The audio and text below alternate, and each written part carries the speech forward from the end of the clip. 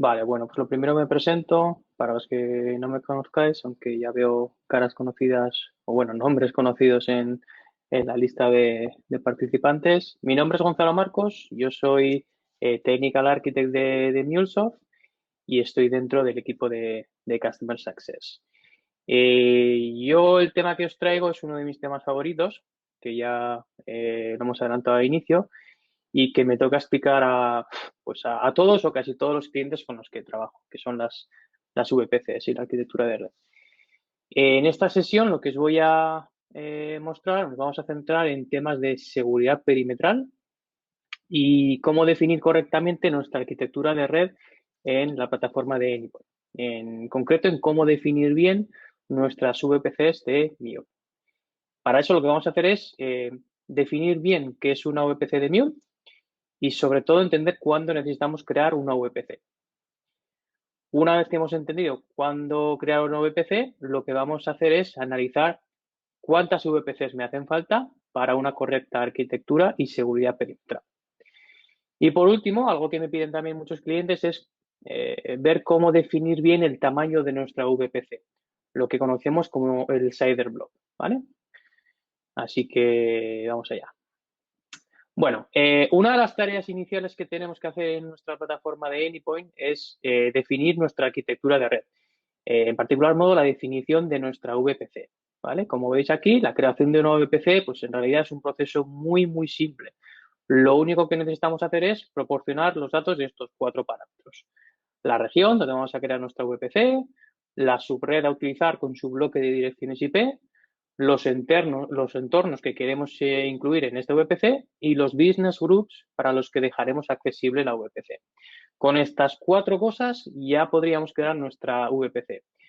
Pero es necesario entender muy bien la elección de estos valores, ya que la configuración de nuestro VPC no se puede modificar. Y una mala elección que hagamos en estos valores puede tener un impacto muy negativo dentro de nuestra arquitectura de red. Por tanto, empecemos paso a paso. Vamos a ir desde el principio, entendiendo bien qué es una VPC de Mule y sobre todo por qué necesitamos una o igual varias VPCs en nuestra arquitectura. Cuando utilizamos Cloud Hub como la infraestructura donde desplegar nuestras aplicaciones de Mule, es decir, cuando utilizamos la infraestructura de Mule para alojar nuestras aplicaciones, estas aplicaciones se despliegan en una o varias instancias del runtime de Mule, lo que conocemos como workers. Nuestra aplicación en Cloud Hub se despliega en uno o varios workers. Nuestro runtime plane en Cloud Hub se apoya en infraestructura de AWS, de Amazon, por lo que en realidad un worker no es otra cosa que una instancia de EC2 o máquina virtual de AWS y sobre esta máquina virtual, Cloud Hub, de manera automática y transparente, coloca un sistema operativo, la máquina virtual de Java, el runtime de Mule y nuestra aplicación. En infraestructura Cloud Hub, la aplicación se colocará detrás de un balanceador de carga, lo que conocemos como Shared Load Balancer, que es compartido por todos los clientes de Mule en la misma región. Y además se van a generar un par de registros DNS públicos, como los que veis aquí. Uno para acceder mediante el balanceador compartido y otro para acceder directamente a los workers de mi aplicación. Para publicar una aplicación en Cloud Hub no es estrictamente necesario tener creada una VPC. Si no tenemos ninguna VPC creada, las aplicaciones vienen desplegadas en lo que conocemos como Global Shared Worker Cloud. Es decir, nuestro tenant de Anypoint, nuestra org, pero no dentro de una red privada a la que tengamos acceso. Por tanto, como veis, no necesitamos obligatoriamente una VPC para publicar nuestras aplicaciones. Por ejemplo, si lo único que queremos hacer es publicar una serie de APIs y exponerlas públicamente, con este modelo nos bastaría.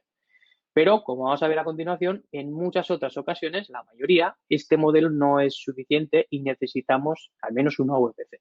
¿Vale? Por tanto, vamos a definir qué es una VPC. Una VPC en Mule o una Virtual Private Cloud es una subred o segmento de red privado que podemos crear y alojar en nuestra suscripción de Anypoint y donde podemos alojar nuestros workers, nuestras aplicaciones. El concepto de VPC, para los que vengáis del mundo AWS, es muy similar al de una VPC de Amazon. De hecho, por debajo de cada VPC de Mule tendremos una VPC de Amazon. Por tanto, cada VPC de Mule que creemos se definirá en el ámbito de una región de Amazon. Nuestra infraestructura Cloud Hub se distribuye a lo largo de 12 zonas de Amazon, por lo que nuestra VPC la podremos definir no en cualquier región de Amazon, pero sí en cualquiera de esas 12. Esto quiere decir, siguiendo el modelo de Amazon, que cada VPC desplegada en una región está disponible en todas las availability zones o zonas de disponibilidad de esa región. Sabéis que Amazon distribuye globalmente su infraestructura en regiones y dentro de cada región tenemos distintas zonas de disponibilidad o availability zones. Esto es utilizado por nuestra infraestructura de Cloud Hub para dotar de tolerancia a fallos a nuestros workers, a nuestras aplicaciones. Cuando desplegamos una aplicación en más de un worker, por debajo y automáticamente Cloud Hub lo que está haciendo es desplegar los workers de una misma aplicación en distintas zonas de disponibilidad, en distintas availability zones.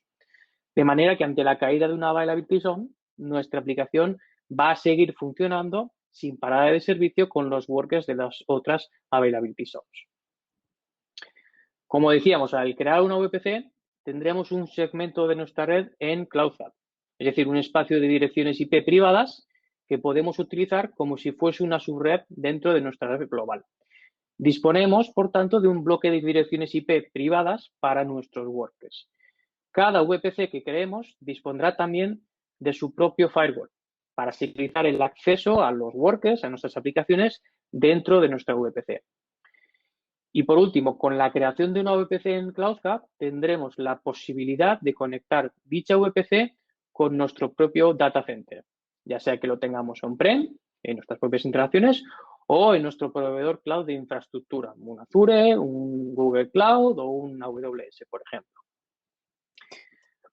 Te puedo parar un segundín, que tengo una pregunta de Óscar Jiménez que nos pregunta que de los 4 valores que indicabas al principio para crear la VPC, si los business groups son modificables a posteriori.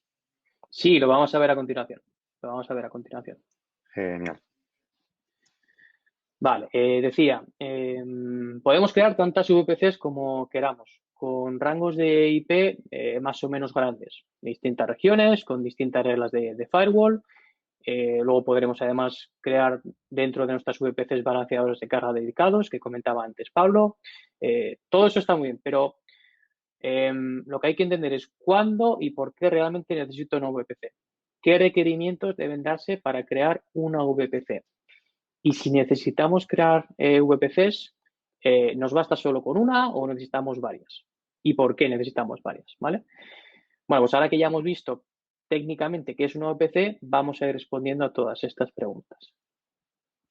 En primer lugar, ¿cuándo necesitamos una VPC? ¿Qué circunstancias o requerimientos se deben dar para que necesitemos una VPC? Bueno, por lo general, aunque seguramente habrá más casos, los principales casos de uso o motivos por los que necesitamos una VPC son, primero, conectividad a nuestro data center, conectar nuestras aplicaciones a nuestro data center. En segundo lugar, aislamiento, ¿vale? Lo que es la segregación de tráfico para nuestras aplicaciones o grupos de aplicaciones. Tercero, el uso de dominios propios o dominios custom. Cuarto, el uso de certificados para estos dominios propios, uso de certificados custom. Y, por último, autenticación mutua, que también comentaba Pablo, mediante certificados o mutual tiers, ¿vale? En realidad, estos 3 últimos casos los podríamos englobar en uno, que son los casos en los cuales necesitamos un dedicated load balancer, pero ahora lo vemos en más detalle, ¿vale? Vamos a ver cada uno de estos casos en más profundidad. En primer lugar, la conectividad de nuestro data center. Veíamos justo hace unas pocas slides que tener una VPC nos da la posibilidad de conectar nuestros workers, nuestras aplicaciones a nuestro data center. Y así es, si las aplicaciones o APIs que iremos desplegando en Cloud necesitan acceder a recursos dentro de nuestra red privada. Entonces, la única manera de hacerlo es alojar estos workers, estas aplicaciones dentro de una misma VPC y conectar dicha VPC a nuestro data center, ¿vale? Como sabéis, hay varios métodos soportados para conectar nuestra VPC a nuestro data center, ¿vale? Podemos crear, por ejemplo, un túnel IPsec, es decir, una conexión VPN site-to-site tradicional. Podemos también, si nuestro data center está alojado en infraestructura Amazon, podríamos crear un peering entre la VPC de Mule y vuestra VPC de Amazon. O si además en vuestra suscripción de Amazon disponéis de un Direct Connect, también podríamos conectar la VPC de Mule a vuestro Direct Connect. ¿Vale? Por tanto, en resumen, si necesitamos conectar nuestras aplicaciones en CloudFront a nuestro data center, necesitamos una VPC. No es posible crear ninguna de estas conexiones sin que tengamos una VPC. En segundo lugar, otro motivo para crear nuestras VPCs es el aislamiento a nivel de red de nuestras aplicaciones. Veíamos antes que aunque no tengamos una VPC, yo podría publicar directamente mis aplicaciones en CloudFront y que en según qué casos, si necesitase exponer una serie de APIs públicamente, ni siquiera me haría falta una VPC. Pero hay muchos otros casos en los que no nos interesa hacer visibles nuestras aplicaciones a todo el mundo. Hay casos en los que necesitamos controlar quién accede a nuestras aplicaciones. Pablo ya nos ha contado, la seguridad de nuestras aplicaciones se puede aplicar a varios niveles. Y en lo que nos ocupa ahora, que es el tema de red, de VPCs, es lo que conocemos como seguridad perimetral. Es decir, el control del tráfico de red entrante a nuestras aplicaciones. Y esto es una de las cosas que conseguimos con una VPC y con el firewall de dicha VPC. Una VPC nos permite agrupar en un segmento de red privado nuestras aplicaciones o grupos de aplicaciones y aplicar reglas de firewall para controlar desde qué otras redes se puede acceder o no a nuestras aplicaciones. Esto va a ser todavía más importante si nuestra VPC, como explicábamos antes, la conectamos a nuestro data center mediante cualquiera de los métodos de conectividad que hemos explicado, mediante una VPN, por ejemplo, porque va a ser un punto de entrada a nuestra red privada global. Aquí, por ejemplo, como veis en este ejemplo, mediante una VPC y su firewall somos capaces de aislar todas nuestras aplicaciones de tal manera que solo permitimos el tráfico interno entre aplicaciones, por ejemplo, Experience, Process y System, y desde el exterior, mediante un balanceador dedicado, un Dedicated Load Balancer, de manera que solo hay un único punto de acceso controlado desde el exterior. Cuando hablamos de aislar las aplicaciones, hablamos de aislarlas de Internet o de otras subredes, pero también de aislar aplicaciones de aplicaciones, es decir, de la necesidad de tener distintos grupos de aplicaciones aislados entre ellos. Esto es lo que conocemos como segmentación de tráfico entre nuestras aplicaciones o grupos de aplicaciones, o mejor dicho, entre entornos, porque al final, en terminología de MuleSoft, los entornos no son otra cosa que agrupaciones lógicas de aplicaciones. Y como sabéis, y si no os lo cuento, una de las recomendaciones que siempre hacemos es separar el tráfico entre entornos productivos y entornos no productivos, por la sencilla razón de evitar tener una aplicación en desarrollo o en test con acceso a datos de producción, ¿vale? Evidente. Esto lo conseguimos mediante la creación de distintas VPCs y la asociación de entornos a distintas VPCs.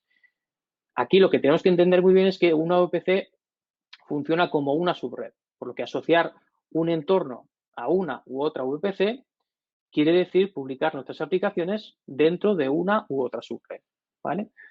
Dos entornos en VPCs distintas estarán separados tanto a nivel lógico, por entornos, como a nivel de red, ¿vale? Por último, otra de las razones por las que necesitamos un VPC son todos esos casos para los que necesitamos un balanceador dedicado, un Dedicated Load Balancer.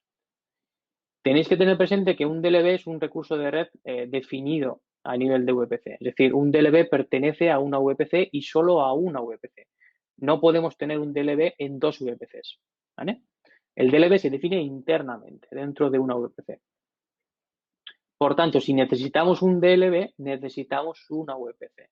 Primero creamos la VPC y después creamos los DLVs dentro de esa VPC, por ese orden. ¿En qué casos necesitamos un DLV? Pues bueno, aquí os pongo los principales casos de uso.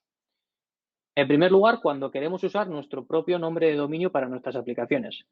Como sabéis, y hemos visto antes, en la creación cuando publicamos una aplicación, se crean dos registros DNS para nuestras aplicaciones. Y estos dominios estos registros DNS se publican bajo el dominio cloudhub.io. Pero si necesitamos publicar estas aplicaciones bajo nuestro propio dominio, como veis aquí, bajo un api.yourdomain.com, pues entonces necesitaríamos un DLV, ¿vale? Tenemos que usar un DLV para hacer esto. Si además queremos utilizar tráfico HTTPS, como nos ha recomendado Pablo, tenemos que crear un certificado custom asociado a nuestro dominio, ¿vale? Y dicho certificado no podemos alojarlo en el balanceador compartido de Mule, ¿vale? Para eso tenemos que alojarlo en nuestra propia infraestructura, en nuestro propio DLV, ¿vale? Otro caso de uso para un DLV es la autenticación mutua mediante certificados o mutual TLS, ¿vale? Por ejemplo, si queremos hacer que el acceso entre Salesforce y nuestras aplicaciones en Mule vaya por MTLS, bueno, pues para eso necesitamos un DLV. Y otro caso de uso interesante, en la línea de lo que comentábamos antes de segregación de tráfico, es cuando queremos separar el tráfico exterior que llega a nuestras aplicaciones del tráfico interior entre nuestras aplicaciones. Por ejemplo, separar el tráfico que llega exteriormente a nuestra capa de Experience APIs del tráfico entre las capas Experience, Process y System, ¿vale? Esto lo podemos hacer mediante un par de Dedicated Load Balancers, ¿vale? Y por último, otro caso de uso para un DLV es cuando el volumen entrante a nuestras aplicaciones, por ejemplo, a nuestra capa de experiencia, sea muy alto, o al menos tan alto que alcancemos los límites del balanceador de carga compartido, ¿vale? Entonces, en ese caso, necesitaremos un DLV para soportar tal volumen de tráfico y además hacerlo escalable, que podamos incluso admitir más tráfico, ¿vale? Bueno, pues una vez que hemos entendido qué es una VPC y en qué casos necesitamos una VPC, ahora la duda a resolver es cuántas VPCs necesito en mi arquitectura de red. Y esta es una duda muy común. Hay muchos clientes que entienden el concepto de VPC y tienen claro la necesidad de crear una VPC, pero a veces les cuesta entender cuándo necesitamos más de una VPC y por qué, ¿vale? Vamos a verlo en detalle. La primera pregunta que tenemos que hacernos es no solo para entender cuántas VPCs necesito, sino también para saber dónde crearlas, es dónde están nuestros datos, dónde está nuestro backend, ¿vale? Si vamos a crear una VPC para conectarla a nuestro data center, tenemos que saber dónde está este data center. En primer lugar, por un tema simple de latencia, ¿vale? Como decíamos antes, nuestra VPC se va a crear en una región de Amazon. Por lo tanto, lo que nos va a interesar es que esta VPC esté en una región lo más cerca posible a nuestros datos, ¿vale? Para minimizar la latencia. Si, por ejemplo, nuestros datos están en Madrid, me va a interesar crear esta VPC en Europa, en Dublín, Frankfurt o Londres. Bueno, si Londres es todavía Europa. Y no en una región de Norteamérica o Asia, ¿vale? Para que la latencia de red sea mínima. Por otro lado, y esto ocurre generalmente en organizaciones más grandes, puede darse el caso en que no tenemos una única localización para nuestro data center. Es decir, puede ser que nuestro data center esté distribuido geográficamente, ¿vale? En distintos puntos. En este caso tendríamos dos opciones. O bien creamos una VPC, desde esta VPC a cada localización de nuestro data center, ¿vale? En este caso, la latencia pues, sería variable, sería menor para los data centers más próximos a la región que hayamos elegido para nuestro VPC y sería mayor para los puntos más alejados. Siguiendo el ejemplo de antes, si nuestra VPC está en Frankfurt o en Dublín, la latencia sería poca para la conexión entre Frankfurt y Madrid. Y sería, pues, por ejemplo, sería mucho mayor para una conexión entre Frankfurt y Australia. Lo que hay que valorar en estos casos es si la latencia de la conexión más alejada es aceptable o no, ¿vale? Porque también podría ser el caso que tengamos un data center distribuido, pero los distintos puntos de nuestro data center estén en Europa y con una VPC en Dublín, Londres o Frankfurt nos valdría, ¿vale? La otra opción sería crear una VPC por cada localización de nuestro backend, lo más próxima a este backend. Es decir, si tenemos un backend distribuido entre, pues por ejemplo, Estados Unidos, Europa y Japón, por ejemplo, pues podríamos crear una VPC en Norteamérica, una aquí en Europa y otra en, por ejemplo, Asia. Y en cada VPC crear la conexión al data center más próximo, ¿vale? Aquí la latencia estaríamos garantizando que sería mínima al data center más cercano. El inconveniente que tendríamos es que las aplicaciones, o lo que tendríamos que tener en cuenta es que las aplicaciones en distintas VPCs estarían aisladas entre ellas, estarían en distintas en sus redes. Y el acceso entre estas aplicaciones tendría que ir por fuera, ¿vale? Por Internet. Bueno, para el cálculo de cuántas VPCs necesarias necesitamos en nuestra arquitectura, tenemos que hablar también de grupos de aplicaciones, cómo aislarlas y securizarlas y cómo se relaciona esto con lo que son business groups y entornos, ¿vale? Que creo que es la pregunta que teníamos antes. Empecemos con los business groups. Como sabéis, los business groups nos permiten crear suborganizaciones dentro de nuestra master org. Con esto podemos crear una estructura de business groups donde cada business group está aislado completamente del resto y funciona como una entera organización para un grupo específico de usuarios. Por tanto, los business groups nos sirven para limitar la visibilidad de recursos y funcionalidades a distintos grupos de usuarios en mi organización. De tal forma que cada business group tenga sus propios usuarios, sus propios permisos, roles y también tenga pues su propio design center, su propio runtime manager o su propio exchange privado, ¿vale? Y también nos sirve para limitar el consumo de recursos, ¿vale? Podemos distribuir y controlar los recursos como cores, VPCs y DLBs dentro de cada business group, ¿vale? Y por otro lado tenemos los entornos, que son, como os decía antes, sencillamente agrupaciones lógicas de aplicaciones dentro de un mismo business group. Es decir, cada business group puede crear sus propios entornos o grupos de aplicaciones. ¿Cuál es la relación entre business groups, entornos y VPCs? Bueno, pues una VPC es un recurso que se puede crear tanto a nivel superior de la master org como dentro de cada business group. Y luego dentro de cada business group crearemos nuestros entornos que podremos asociarlos o no a alguna de las VPCs disponibles en dicho business group. Aquí tienes un ejemplo. En este caso tenemos creadas dos VPCs, una para entornos productivos y otra para entornos no productivos. Y luego tenemos tres business groups que comparten esas VPCs, ¿vale? El 1, el 2 y el 3. Y en cada business group se ha definido un entorno de pro y tres entornos de no pro e integration, ¿vale?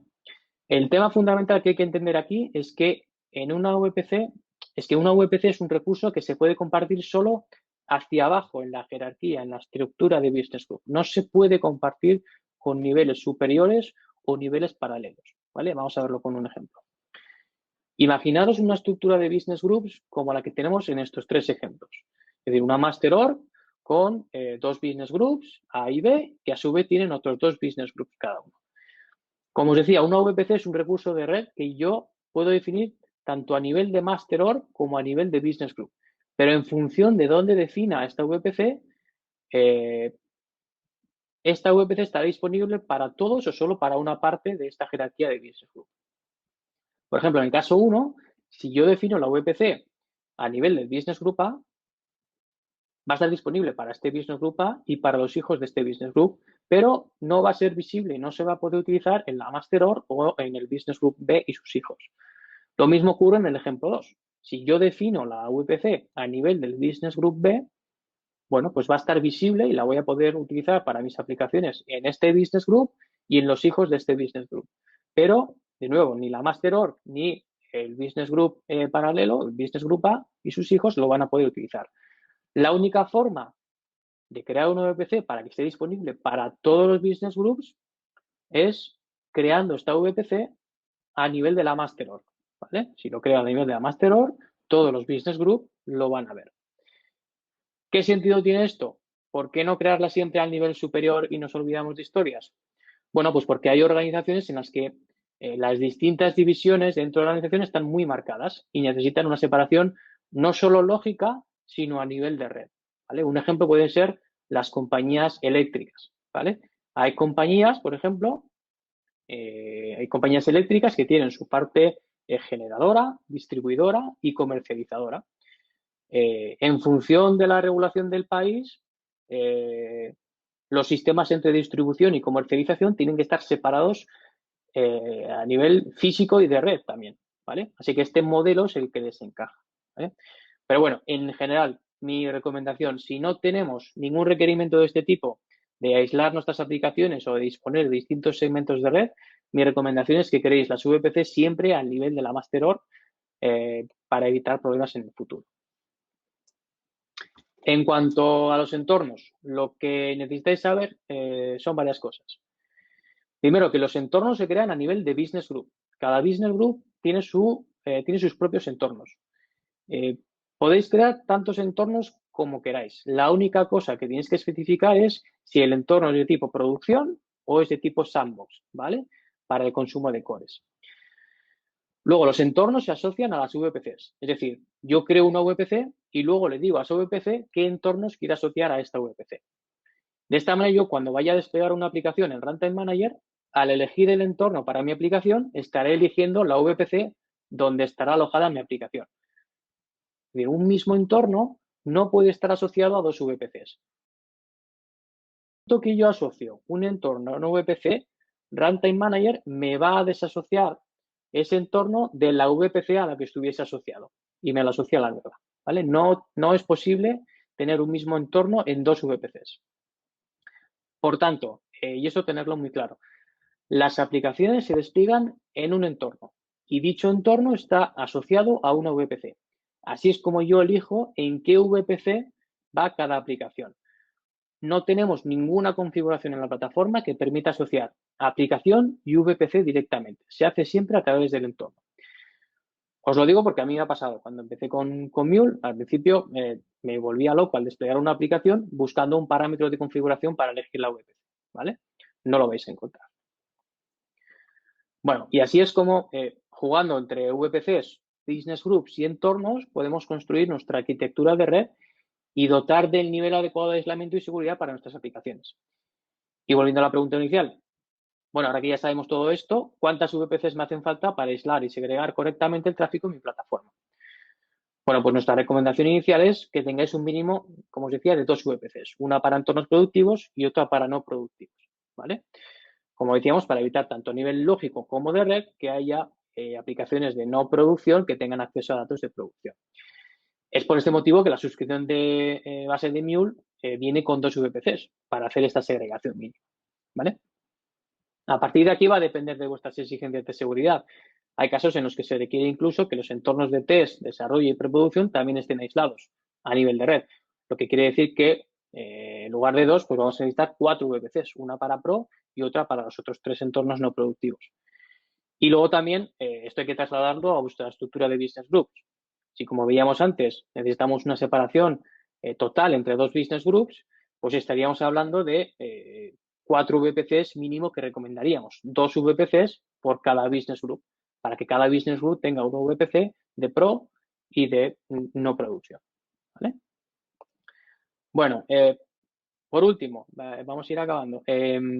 Pasamos a la parte más técnica o la que más quebraderos de cabeza nos da a mucha gente. Y es cómo elegir bien nuestra subred y el tamaño de esa subred para la VPC. Lo que conocemos como el bloque CIDR. ¿Vale? Y vamos a empezar desde lo más básico, desde definir qué es una IP. Pero bueno, tranquilos que tampoco nos vamos a pegar aquí una clase de redes. Bueno, como todos sabéis, una IP es sencillamente la representación numérica de una interfaz de red de nuestra red local, ¿vale? Puede ser un dispositivo, un ordenador, un servidor, un móvil, cualquier cosa que tenga conexión a red tiene al menos una IP. Viene representado en formato binario, es decir, unos y ceros, un churro de 32 bits y sería el equivalente en una red a nuestros números de teléfono, ¿vale? Cada uno de nosotros tenemos un móvil y este móvil tiene un número asociado, ¿vale? Ese número es único en la red y es el que necesito para poder llamarte, para poder identificarte en la red. Aquí lo mismo, la IP es el número que utilizamos para identificar pues, tu ordenador, tu servidor, tu aplicación, cualquier interfaz de red. Obviamente este número en binario es muy complejo, para nosotros es muy complejo, es muy sencillo para los ordenadores, pero nosotros no manejamos churros de 32 bits. Lo que hacemos es adaptar a nuestra notación decimal, ¿vale? Agrupamos los 32 bits en bloques de 8 bits, es decir, en 4 bloques de 8 bits, ¿vale? Y en cada bloque utilizamos la notación decimal, ¿vale? Pues ya sé que lo sabéis, pero os lo repito. De la manera que pues, el 192 en este ejemplo sería la representación decimal de este número en binario, el 168 este número en binario, etcétera, etcétera, ¿vale? Por eso estos bloques van siempre del 0 al 255, porque 255 equivale a 8 unos en binario, ¿vale? Bueno, así representamos las IPs y así representamos la dirección de un dispositivo, una interfaz o, en el caso de Mule, de una aplicación o de un worker, ¿vale? ¿Cómo representamos una subred? Bueno, pues una subred la representamos numéricamente con lo que conocemos como CIDR, ¿vale? El CIDR es la notación que utilizamos para representar una subred y el conjunto de direcciones IP que la forman.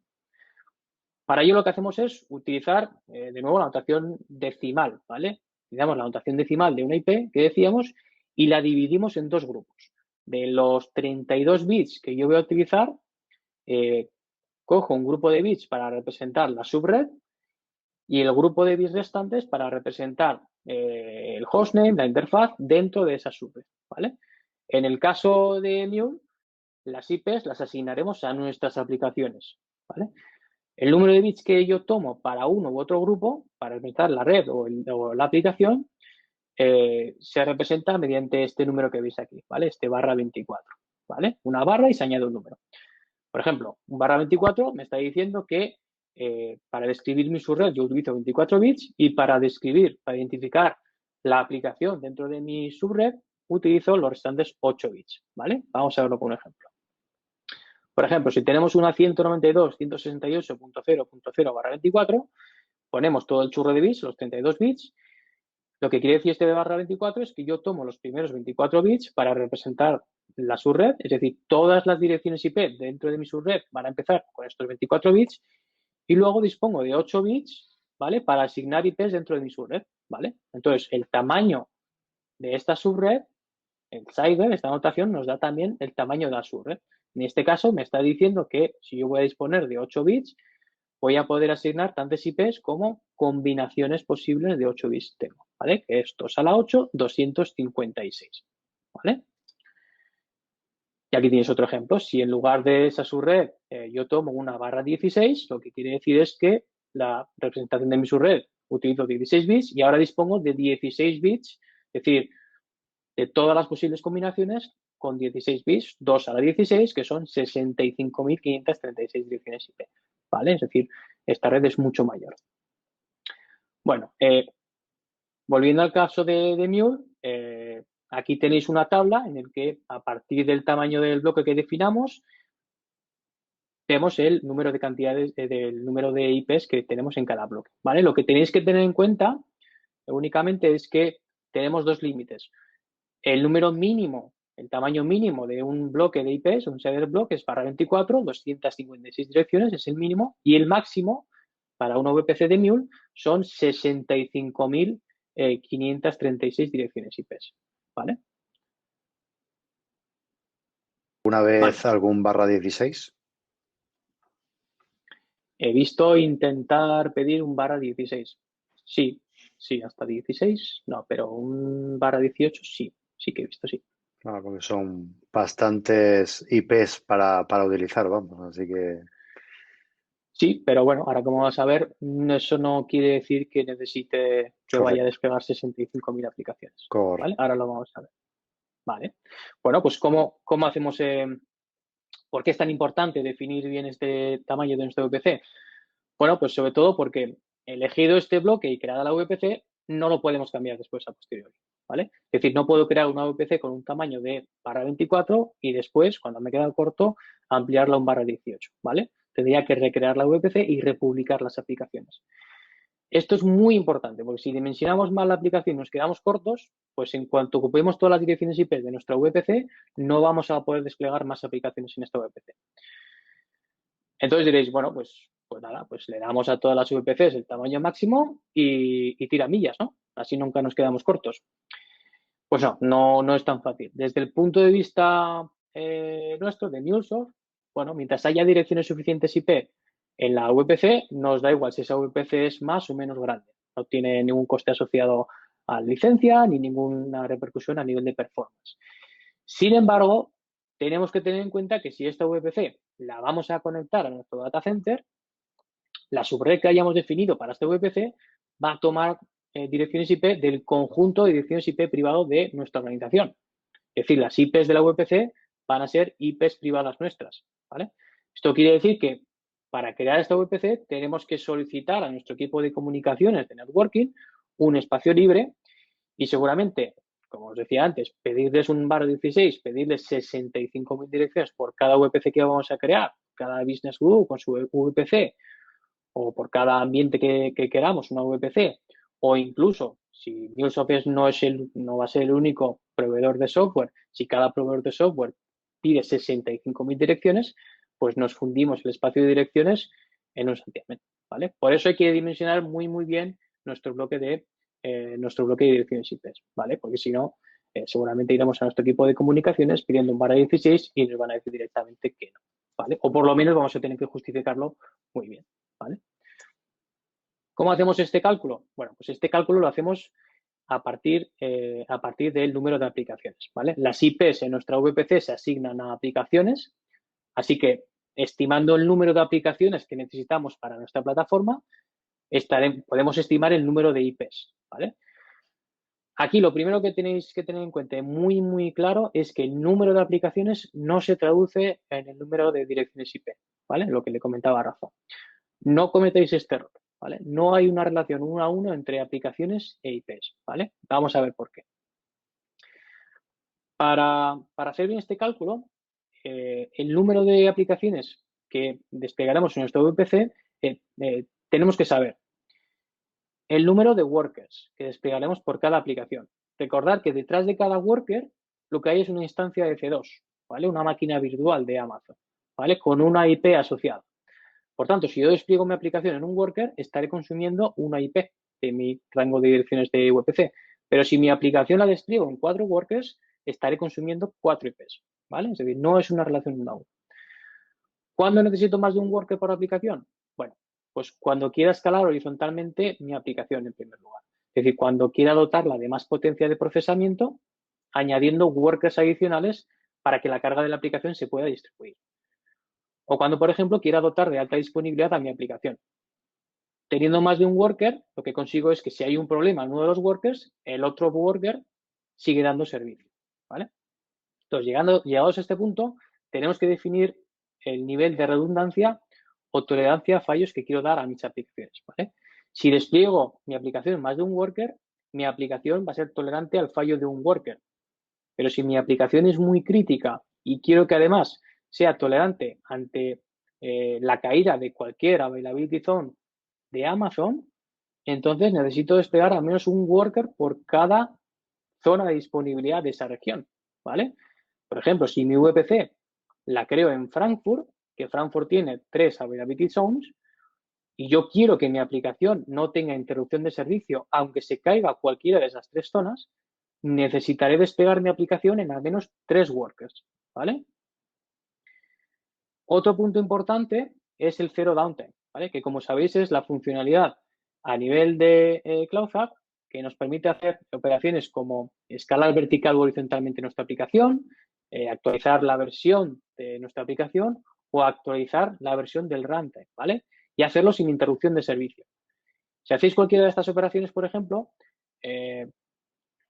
si actualizáis la versión de la aplicación, lo podéis comprobar. Podréis ver que desde una aplicación que ya se esté ejecutando, si subimos una nueva versión, lo que va a hacer Cloud Hub para no interrumpir el servicio de esta aplicación es levantar un worker en paralelo donde va a colocar la nueva versión de la aplicación manteniendo el worker original de tal forma que cuando el worker nuevo con la nueva versión ya esté listo, las peticiones comenzarán a desviarse al worker nuevo y apagaremos el viejo, ¿vale? Es decir, va a haber un periodo de tiempo en el que vamos a tener dos workers, el viejo y el nuevo, el de la versión actual y el de la versión nueva, ¿vale? Y por tanto vamos a estar consumiendo una IP adicional por worker. Esto lo que quiere decir es que si mi aplicación tiene 4 workers y yo la voy a actualizar, me debo asegurar que cada vez que hago una actualización hay mínimo el doble de direcciones IP, es decir, hay un espacio para 8 IPs. Por tanto, lo que tenéis que tener en cuenta es si vais a hacer actualizaciones masivas o automáticas, como actualizaciones de seguridad, que cuando vais a hacer estas actualizaciones disponéis de al menos el doble de direcciones IPs del número de workers que tenéis en ese grupo de aplicaciones, ¿vale? Y por último, la última cosa a considerar es el número de versiones que vais a mantener por entorno, ¿vale? Para estas aplicaciones. Si por cada aplicación yo mantengo una versión para Pro, otra para Pre, otra para test y otra para desarrollo, esto quiere decir que necesito 4 veces el número de IPs para mi aplicación, ¿vale? Vamos a ver un par de ejemplos y terminamos. Bueno, imaginaros que tengo un bloque de /24, lo que quiere decir que tengo un bloque disponible de 256 direcciones IPs. ¿Cuántas aplicaciones puedo crear? ¿Vale? Bueno, pues en función de todos estos parámetros de requerimientos, vamos a ver cuántas aplicaciones puedo crear. En primer lugar, quitamos la .0 y .255, pues, que son direcciones reservadas para red. Si yo establezco que quiero tener, mis aplicaciones son muy críticas y quiero tener tolerancia a fallos, ¿vale? Y la región que he elegido para mi VPC es Frankfurt, eso quiere decir que tengo 3 zonas de disponibilidad, por lo tanto, voy a necesitar 3 workers por aplicación, ¿vale? Lo que quiere decir que de estas 254 ya voy a poder desplegar un máximo de 84 aplicaciones. Si consideramos el número de entornos que vamos a tener en esta VPC, bueno, en este caso es 1, producción, pero si fuesen más, habría que dividir este número por algo que no sea 1, ¿vale? Y considerando el zero downtime, considerando pues, actualizaciones que podamos hacer masivas, pues vamos a considerar el peor de los casos que actualizamos todas las aplicaciones, pues lo que nos da, dividido por 2, es que vamos a tener un máximo de 42 aplicaciones en estos requerimientos, ¿vale? Es decir, en un bloque de 256 IPs voy a poder desplegar 42 aplicaciones con estos requerimientos. Otro ejemplo, supongamos ahora que quiero desplegar estas 42 aplicaciones, ahora quiero calcular el tamaño de la VPC para los entornos no productivos, ¿vale? Entonces, ¿cómo hacemos este cálculo? Bueno, pues empezamos con 42 aplicaciones a desplegar, lo que quiere decir que un mínimo de 42 workers, un mínimo de 42 IPs. No voy a poner tolerancia a fallos en toda la región, porque no me hace falta, porque son entornos no productivos, pero sí para mis pruebas me conviene que todas las aplicaciones estén en alta disponibilidad. Es decir, voy a dotar de 2 workers por aplicación, ¿vale? Eso quiere decir 42 por 2, 84 workers, 84 IPs. Si considero que tengo 3 entornos, pues voy a multiplicar 84 por 3. Y si además considero, vamos a ponernos en el peor de los casos, que actualizo todas las aplicaciones de golpe, pues necesitaré el doble de esas direcciones IPs. Con lo cual, haciendo todos los cálculos, pues necesitamos 504 direcciones IPs, ¿vale? Es decir, con un /24, que son 256, no nos valdría. Tendríamos que irnos a un /23, que son 512 IPs, ¿vale? Así es como haríamos el cálculo. Último ejemplo. Supongamos ahora que quiero desplegar 1000 aplicaciones para mis entornos de producción, ¿vale? ¿Qué bloque me hace falta? ¿Vale? ¿Cuál es el tamaño que me hace falta? Bueno, pues vamos a empezar de nuevo. Tenemos 1000 aplicaciones, así que 1000 workers como mínimo, 1000 direcciones IPs. Supongamos que voy a dotar de alta disponibilidad a todos mis workers, no me hace falta irme al extremo de tolerancia a fallos, voy a dotar de 2 workers por aplicación, 2000 workers, 2000 direcciones IPs, voy a tener solo un entorno, no me hace falta multiplicar por nada, y voy a considerar el zero downtime, en el peor de los casos, voy a necesitar, si actualizo todas las aplicaciones de golpe, pues un espacio del doble de direcciones IPs, con lo que nos da un total de 4000 direcciones IPs, lo que corresponde a un shader block de un /20, ¿vale? Que son 4096 direcciones IPs, ¿vale? Bueno, con todo eso espero que por lo menos cuando alguno de los que vea aquí me pregunte cómo calcular el shader block, por lo menos sepáis cómo hacerlo. Por terminar y como repaso, bueno, pues ya hemos visto ¿qué es una VPC? Cuando necesitamos una VPC, hemos visto que es muy fácil crear esta VPC aportando los datos de estos 4 parámetros, pero hay que pensarlo muy, muy bien, ¿vale? Por último, hemos visto cuántas VPCs vamos a necesitar en función del grado de aislamiento, la segregación, dónde están nuestros datos. Y por último, hemos visto cómo calcular el tamaño de nuestra VPC, ¿vale? Bueno, ya sé que es mucha información, de todas formas lo tenemos grabado para que lo podáis ver con más detenimiento en casa. No sé si hay alguna pregunta en el chat. Pues por ahora Eh, no, pero se abre la veda. Chicos, si tenéis alguna duda, que sé que este tema, pues para quizá los que no son tan del mundo de redes, pues queda un poco más lejano y obviamente es bastante completa la presentación de Gonzalo, pero si tenéis alguna preguntilla sobre cualquier cosa de las que ha preguntado o cómo se relaciona con las VPNs, que efectivamente lo ha tocado Gonzalo en una de las slides, pero si tenéis algún tipo de duda de eso, pues ahora es vuestro momento. O otras dudas en general de Gonzalo, cómo eres capaz de explicar esto tantas veces y estas cosas también. pues por tu culpa, Rafa, por tu Por mi culpa. culpa, ¿verdad? Mira, tenemos a José Antonio que nos hace aquí una pregunta. Mira, José Antonio, en vez de yo contar la pregunta, te voy a poner en, en altavoz para que hables. Te dejo ahí, te abro. Así que si quieres, te quitas el mute y haces la pregunta, José Antonio.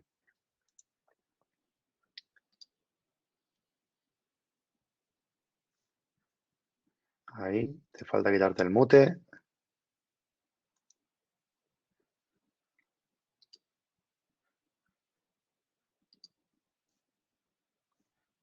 Que no sé si lo puedo quitar yo. Yo no lo digo. No, está muteado Listo, todavía. listo, sí, ya, Ahora ya. sí. Ahora, Ahora no lo he sí. encontrado, hijo. Vale, buenas tardes. De entrada, gracias por la Bueno, presentación. La verdad es que todo muy claro, muy bien explicado, bajo mi punto de vista, y muy Ujú. didáctico, ambas. Ahí te quería trasladar una consulta que me han trasladado a mí en alguna ocasión algunos clientes, y es la problemática que se nos plantea cuando tenemos que unir dentro de esta propia VPC, parte de la infraestructura que el cliente tiene o va a poner a disposición de la arquitectura que quiere organizar o montar, y esta arquitectura está en su propia instalación, en on-premise. Podamos pensar que sea en Ujú. on-premise real, no que sea en el cloud.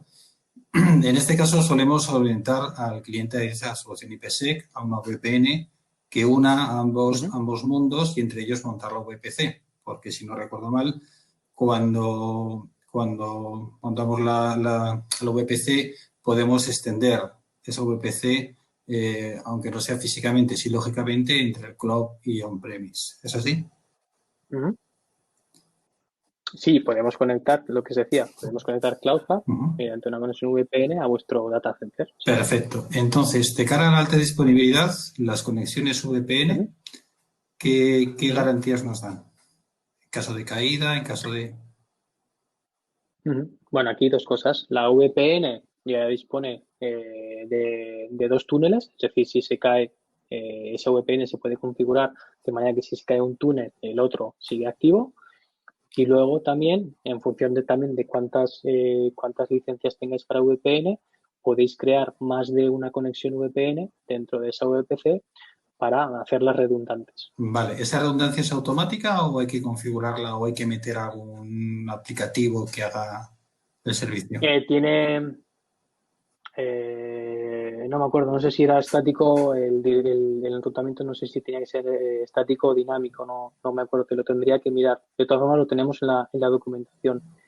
Si quieres, mientras terminamos el meetup, te lo busco y te paso el enlace. Pero vamos, depende del enrutamiento que configuremos. O sea que se puede hacer, ahí lo único que tendríais que mirar es vuestro firewall o vuestro punto de acceso, es qué tipo de enrutamiento permite. ¿Vale? Vale. Vale, muchas gracias. Bueno, no sé si te puedo abusar de confianza. ¿Te puedo hacer otra? Sí, claro. Claro, Sí, te, sí, sí. Por te voy a hacer favor. otra consulta. Bueno, venga. Vamos a ver, aquí algún Hoy cliente. es gratis. Venga, una caña, luego te mando una telecaña. Joder. Hoy algún cliente nos ha trasladado alguna inquietud en este aspecto y nos ha preguntado, bueno, ¿y el Direct Connect sería una alternativa, incluso contratándole a AWS, mejor que la VPN? ¿En qué sentido? El Direct Connect viene previsto, en ¿De principio, conexión más AWS. estable? Sí, Sí, por definición, un Direct Connect es una conexión más estable que una VPN. vale, vale. Incluso en la parte que se conecta con el data center del propio cliente. Sí, a ver, yo cuando trabajo con clientes, normalmente al final suele ser más una decisión económica, porque tener un Direct Connect, si el cliente ya dispone de un Direct Connect, pues bueno, lo utilizamos porque, como te digo, es una conexión mucho más estable. Mm. Pero en un mismo cliente, si tiene la posibilidad de crear una VPN o si tiene que adquirir la licencia dentro de su suscripción de Amazon para un Direct Connect, eso supone bastante pasta. Así que suele acabar siendo una decisión económica, ¿vale? Muchas gracias. Sí. Tengo, pues Oscar está comentando algo que voy al micrófono también para que nos cuente un poco su experiencia. Ahí estamos. Ahora, Oscar, tú también puedes quitarte el mute cuando quieras. Decías que estás empezando ahora con la VPN y por ahora estás migrando de data center. Deberías de poder. ¿Me oís ahora? Ahora, Sí. perfectamente, Oscar. Hola, ¿qué tal? ¿Cómo estáis? Gracias. Oiréis a niños de fondo, ¿eh? Bueno, no No hay pasa problema. nada. Nada, no, nosotros empezamos por un túnel IPS clásico contra el on-premise. La verdad es que tenemos mucha infraestructura, entonces lo que nos ha pasado es que, bueno, al final teníamos un data lake en Amazon y al final vamos a tirar toda la comunicación vía el Direct Connect que tenemos por Amazon y también hacia el on-premise por ese Direct Connect.